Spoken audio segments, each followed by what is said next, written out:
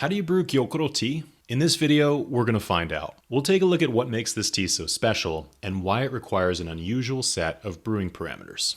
There are also 3 different ways to prepare Gyokuro: a cold brew, a normal brew, and a strong brew for special occasions. We'll walk you through each method and show you how you can make it at home. But first, what is Gyokuro? Gyokuro is the most revered green tea in Japan. It was once considered the tea of choice for the emperor himself, and still to this day is sought after by tea connoisseurs all around the world for its unique flavor. The flavor of a high-quality Gyokuro brewed the correct way is almost more similar to a hearty bowl of soup than a tea. The flavor can be described as sweet, savory, brothy, salty, and even seaweedy, sometimes all at once. This flavor is a result of the long shading process, where the tea leaves are cut off from sunlight for 3 weeks before the harvest. When these leaves are deprived from sunlight, it increases the theanine content of the leaves. Theanine is an amino acid in green tea, and it's not only responsible for the sweet and savory flavor, but also the calm, alert energy. This is why Gyokuro drinkers report having this long-lasting, balanced energy, without the crash or jitters normally associated with coffee.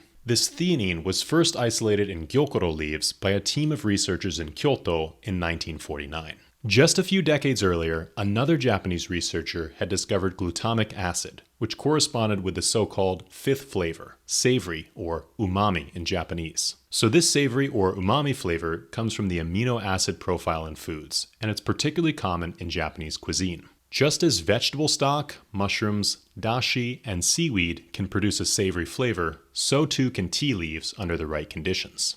But how do we create those conditions? The trick is all in the brewing. Selecting the right time and temperature for tea brewing is almost like following a recipe. It determines what is extracted from the tea leaf and therefore which ingredients end up in your cup. Catechins, for example, are the bitter components in the tea leaf, and they're extracted at a higher temperature. These quickly overpower the brew, and it's the reason why when you boil a green tea, it gets extremely bitter. A little bitterness can be nice, but you don't want it to overpower the drink. With Gyokuro, the amino acids are the star of the show. The good thing is, these can be extracted at a lower temperature. For this reason, we recommend a temperature of 140 degrees Fahrenheit or 60 degrees Celsius. So that takes care of the temperature, but what about the brewing time? Most Japanese green tea is brewed for 1 minute, but Gyokuro leaves are special. They go through an additional rolling phase to create these tight needle shapes, which take longer to unfurl. 2 minutes should be enough time to unfurl the Gyokuro leaves and get them to release their flavor into the water.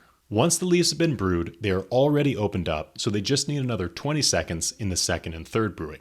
So for a normal, everyday brewing of Gyokuro, you can use 5 grams of leaves, 150 milliliters of water, and brew for 2 minutes at 140 degrees. But what if you really want to create a special cup of tea for celebrations? Gyokuro is really meant to be a tea for special occasions, and when you drink it, you're not only supposed to savor the flavor, but also the texture of the tea, as it glides over your tongue drop by drop. To create this texture, you'll need to use more leaves and less water. You can use 10 grams of leaves and 50 milliliters of water, or a little less than a quarter cup. This really concentrates the flavor into a smaller space, so you get a small cup of delicious green tea. When I was traveling around Kyoto on one of our tea sourcing trips, I stopped by a tea shop to share a few cups of tea with the owner of the store. She prepared such a small cup of Gyokuro, it almost looked like it was empty. Even though there were only a few drops of tea in this cup, each drop created an explosion of flavor. This is definitely something you should try at least once. It will create a cup of tea you'll never forget. When we visited the Gyokuro farmer Mr. Sakamoto in Shibushi, he introduced us to a new way to enjoy Gyokuro: cold brew. This is the perfect way to enjoy a nice refreshing cup of tea on a warm day. As I mentioned before, the cooler water can still extract the amino acids from the tea without extracting the bitter catechins. The problem with cold brew a lot of times is that it lacks the raw strength of a hot brewed tea. That's not a problem with Gyokuro. Because the leaves are so packed with flavor, you get a rich, sweet and savory infusion with a hint of fruit. If you want to make cold brew tea at home, just use 5 to 10 grams of leaves and 400 milliliters of water. Let the tea brew for 1 hour and then pour it through a strainer. So there you have it. 3 ways to enjoy a delicious cup of Gyokuro tea. Whether you're making a morning cup of warm tea, a cold brew for a hot summer day, or a luxurious cup for a celebration, Gyokuro is a delicious and versatile Japanese green tea. If you want to try some Gyokuro from Mr. Sakamoto, you can find it on our website, Nioteas.com.